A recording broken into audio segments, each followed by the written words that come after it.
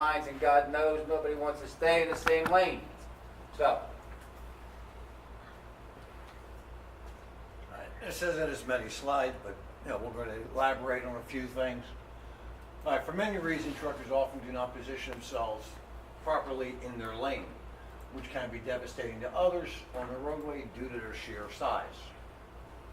Now, and then some roads are not well designed for large trucks because they are narrow, have steep edge drop-offs. Making any mistake can be, potentially a fatal one. And driving a road, sometimes you got the crest of the road for drainage. Most of the drivers, they stay right in the middle, but you've seen them where they start moving over and different things. So you always got to learn, learning to stay in the proper lane. Positioning, may take years of experience. Drivers who's just starting, may have a tendency to stay to the right. When you first started driving, drivers have a tendency to stay to the right or all the way to the left, to avoid, any type of accident. But you always got to try to stay right in the middle. Right? Learning proper, I already did that. But it's also important to learn, skills to learn because it prevents loads from shifting. You get off, you have a soft shoulder, you end up on the side. You got to try to get it back over. Loads can shift. There are some common causes: poor lane positioning or conditions that can cause, you to veer out of your lane. Difficult weather, poor visibility, making it impossible to see the lanes. Heavy rain. You got the spray from other drivers that are going by you or that are in front of you, especially if there's a truck in front of you. A couple weeks ago, I actually had a situation. Don't know where the guy came from. Actually, I do know where he came from, but how I did not hit him, I have no idea. PA Turnpike, right around Morgantown. It was pouring. There was a truck in front of me. I would say I was about from here to that wall. I could not see the back of that truck. That's how hard it was raining. I couldn't see his lights or anything, and I kept a good distance. We were doing about 60. Couldn't see the lanes, anything. Driver went by me. The car, I can remember, it was a Gold Impala, went by me. Next thing I know, I see headlights coming towards me on the PA Turnpike. I thought a guy coming westbound hit the Jersey barrier and came through it. Now this guy hydroplaned. Worst thing to do is hit your brakes. Well, like I said, this guy literally cut between me and the truck in front of me. How I didn't hit him, I have no idea. I missed him by feet. Naturally I pulled over, but this is what happened. Couldn't see the lanes because how heavy and the spray. It was actually about 1 o'clock in the afternoon, 2 in the afternoon. Cloudy, misty out, but it was pouring like crazy. The guy couldn't keep in his lane. He hydroplaned, hit the Jersey barrier, and bounced off it. So you got also driver distractions and attentiveness. Same thing what we just went over. Road obstructions. You got recaps that are all over the place on the highway, especially now that it's hot out. They're breaking loose, the recaps. You also have your construction. Activities as others on the roads that also can cause you swerving. I just talked about tire and mechanical failure, about the recaps, driving through a construction zone. Lanes narrow. Sometimes when they're redoing the lane positioning, they are actually scraping off the lanes, the white lines, putting new lines in. Sometimes the new lines are just cattle chutes. here you go. Let's talk about this one right here, construction zone, and we'll talk about it because of the speed. Now, everybody does know it's an active construction zone no matter what, correct? If the speed is construction zone sign is up and it says 45 in that construction zone, and I don't care if there is a shovel there, but nobody's there, it's an active construction zone and the speed's 45 miles an hour, you better be doing the speed limit in that construction zone or you'll be pulled over. It's double the fine, it's double the points. It's a problem for the motor carrier and yourself. would you like to give him the example that was just one of the clients was pulled over? We Yep. won't mention any names to Yep. protect the innocent, but One of our clients was pulled over just the other day, going into a construction zone. There was no barriers yet. Well, there actually was. He was heading into it, but the speed was 45. It says 45 miles an hour, construction ahead. And he was doing about 65. He got stopped. He got pulled over. And guess what he got? 20 over. 30 points on the CSA. He says, but it was just, there's no construction. He says, yeah, but the speed limit says 45. He says, there's no orange cones, there's no nothing. He's arguing with the state trooper. State trooper says, I don't care. Speed limit's 45. Construction is a half mile up.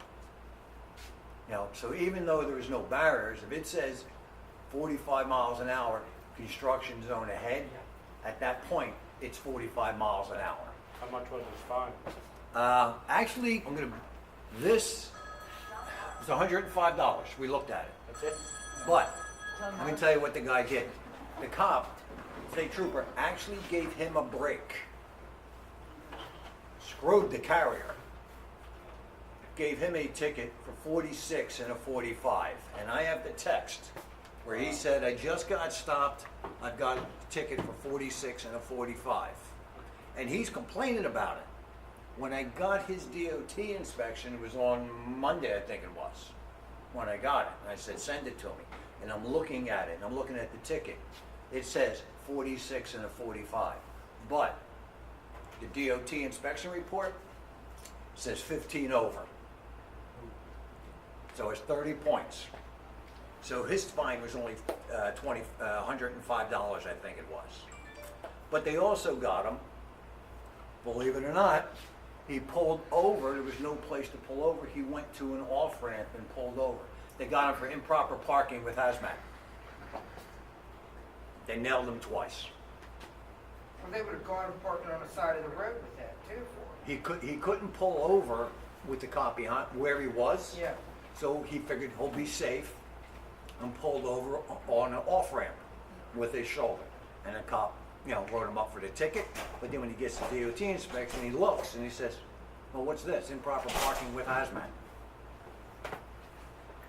No points, but it's still on our CSA. Yes? Our previous company was involved in an accident where they were in a construction zone. It was slowed down to like 10, 15 miles an hour at a crawl. And a driver entered the construction zone, rear-ended a car behind our company truck, drove the car underneath the axles and killed the woman. Yep. They arrested him on site because she was already deceased, and they charged him with homicide because he was doing 65 mile an hour in a construction zone and killed somebody. Yep. If you remember a few years ago, Tracy Morgan, the accident in New Jersey, I like mamas. where Tracy Morgan, which is the comedian, and they were in a tour bus and in one of these luxury vans or luxury buses. Driver came up, they were in a construction zone. They rear-ended the back of Tracy Morgan's van, killed one of his best friends, who was another comedian. I believe it was Tracy Morgan, yeah. Yeah. Tracy Morgan was in the hospital for many months. It's actually a Walmart driver. And this just happened in, 2 years ago on New Jersey Turnpike. Same thing, construction zone. Now, they did charge the guy. It's still in court. I'm sure he's going to jail. Now, I'll almost guarantee, because he did kill somebody and injure Tracy Morgan, who is still not right. Yes? Isn't it also if you're 15 miles an hour over a posted construction zone speed limit, you get caught, it's an automatic loss of license for 15 days? Pennsylvania, Not all states. In Not all Pennsylvania states. it is. Pennsylvania it is. If you get 215 mile an hour over in 24 months, they pull your license for 90 days. That's a CDL order. That's your CDL. So up on 80, there's 15 miles of road. It says it has 55 mile an hour construction speed limit. All the cones are set against the guardrails. All the signs are covered up. except the speed limit signs. Mhm. But it also says construction speed limit. All the signs are covered up except that. So what's the speed limit? 55. 55. Because they didn't cover the speed limit signs. They lowered the You speed You down. gotta be very careful with that. You gotta remember, whatever the speed limit is Gotta be up there. careful with that. Yield nothing Yeah. for 15 miles, and they knock it down to 50 mile an hour. It's You all gotta, construction. when that sign 55 comes down and the speed limit goes back up, it's 80, 65, right? 65. It's 70. 70? They It's moved 70 it on to there. 70? When did they up to 70? Well, they're talking about moving Year it to or so ago, huh? 75. Really? It's hadn't been up there. Almost everything's 70 now. I haven't been on 80 in about a year, so I. Yeah, last year we were up on 80, but That wasn't 70, was it? Yeah. no, it was 65. Well, it was about this time last There year. are certain, there are sections where he goes 70, 65, 70. Yeah, and again, when we talk about the, I'm glad you brought that up, because when we talk about the speeding violations, that's where normally the individual driver normally gets caught, because it drops so quickly. I mean, it might go, like you just said, 70, 65, boom, down to 55, like we were coming out of, where were we at last time? From the Ohio State line, we were coming down, what, 376? Then it drops from 65 to 55, back up to 65. So, I mean, it drops. At that point, you better pay attention, because normally, they know it. They want to sit there and wait to see who's going to be dropping their speed down. I know it sounds like a trap, but I mean, they're putting it there for a reason. They're putting it there for a reason, because some of the areas gets a little congested. When you're coming in from off of Fort Washington exit, you guys run down in Philly, right? You come into Philly?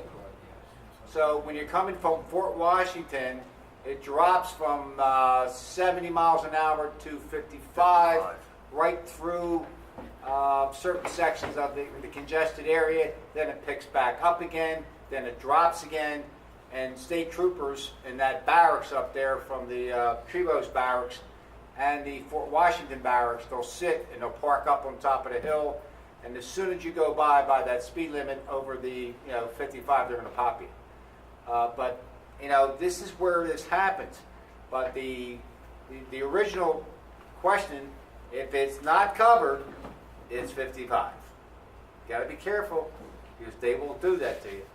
Now, especially when you see all the other construction signs covered except the speed limit, you gotta go by the speed limit. I know.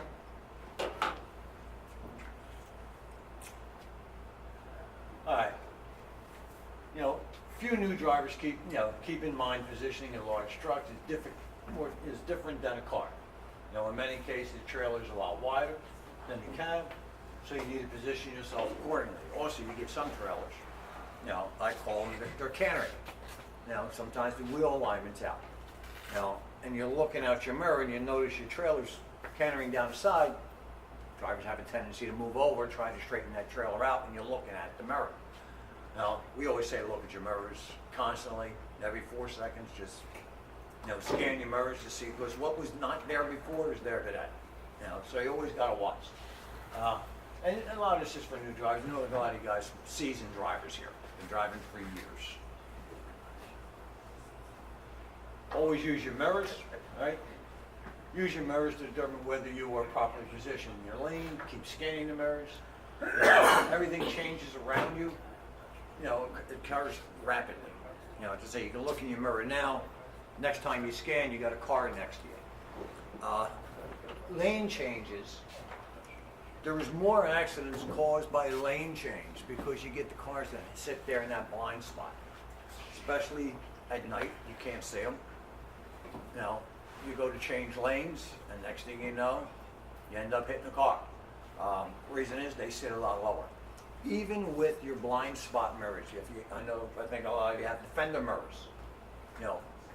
Use the mirrors as much as possible. You've got your fender mirrors, you got your door mirrors, you got your West Coast, you got your spot.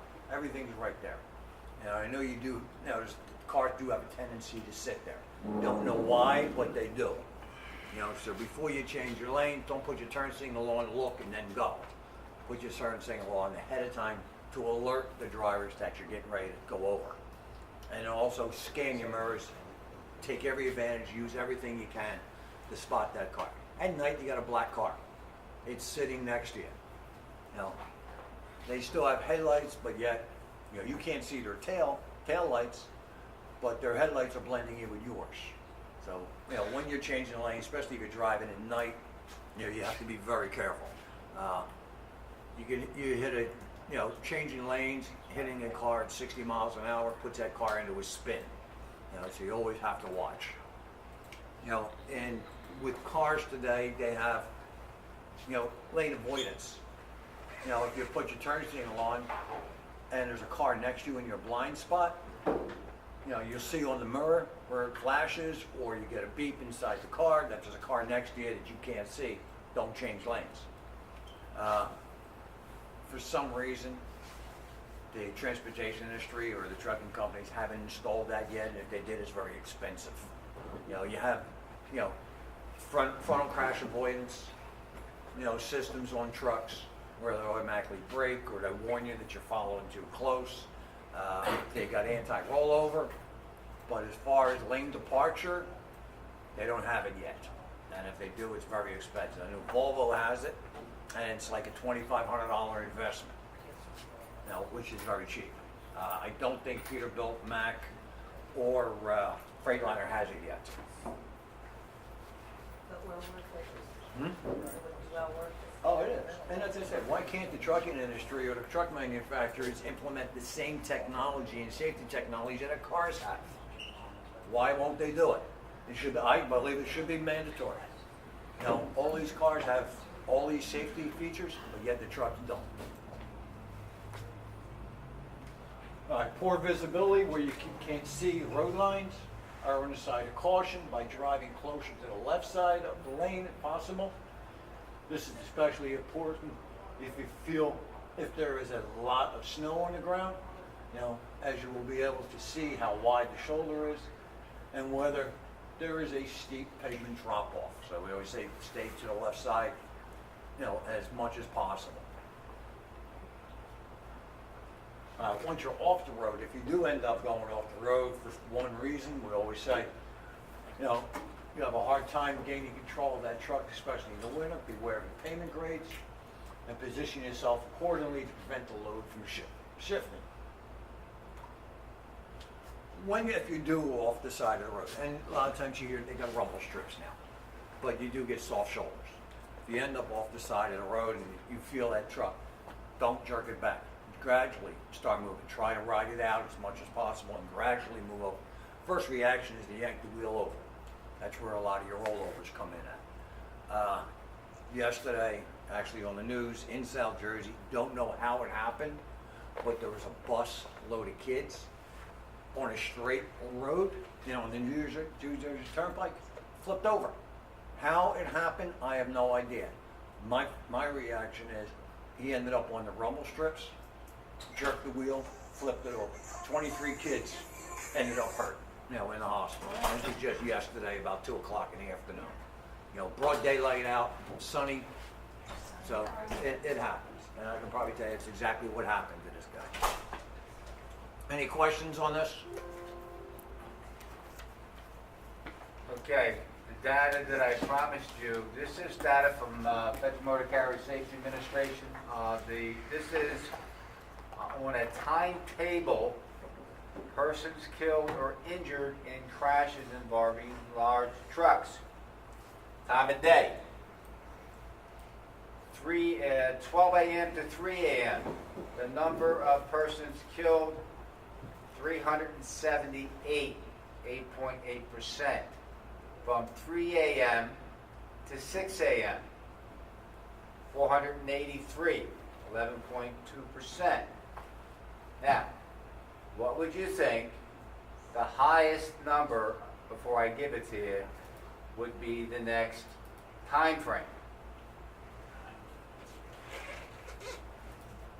Evening rush hour.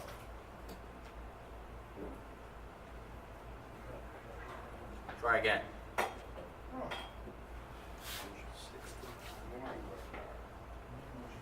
6 a.m. Who said morning? 6 to 9. 6 to 9, what? Did you see this? No. He does, he's got good eyes. 6 to 9. 638 for 14.8% fatalities between that time. Okay? Now you got to think, put yourself in that time frame in your truck, you're driving down the highway. What do you see between them hours, right? Nothing but NASCAR. Of course, nobody drives like them 43 guys every Sunday, but that's what you have. The next one, and you got to think about this. When you think about it, it makes sense. 9 a.m. to 12 p.m., 723.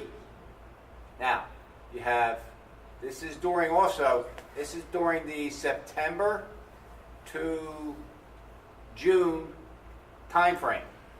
And what do we have during that time frame? Very good. We have schools. That is 723. Then the next one, who had the lunch hour?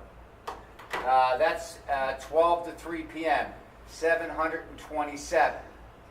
That is the number of fatalities. The persons injured in that same time period increase in percentage.